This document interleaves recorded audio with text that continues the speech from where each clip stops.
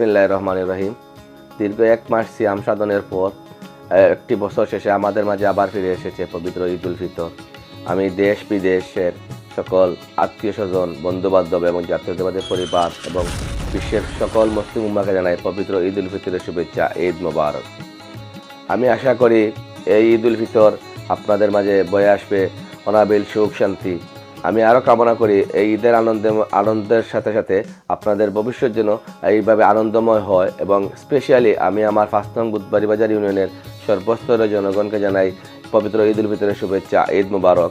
আমরা আশা করি এই ঈদ উল ফিতরের আনন্দের ন্যায় আমরা সবাই সম্মিলিতভাবে ঐক্যবদ্ধভাবে আমাদের 5 নং বুধবাড়ি বাজার ইউনিয়ন পরিষদকে একটি মডেল ইউনিয়নে রূপান্তরিত করতে আমরা সবাই একসাথে হাতে হাত রেখে কাঁধে কাঁধ মিলিয়ে কাজ করব, এবং আমাদের সবার একটাই অঙ্গীকার হোক, আমাদের 5 নং বুধবাড়ি বাজার ইউনিয়ন হবে একটি মডেল ইউনিয়ন।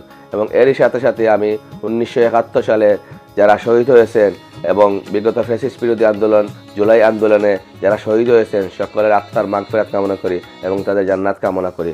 এরই পাশাপাশি বিগত জুলাই আন্দোলনে যারা আহত হয়েছেন আমি তাদের সবার সুস্বাস্থ্য এবং দীর্ঘায়ু কামনা করি এবং একটি শান্তিময় বাংলাদেশ সবার কাছে কামনা করি।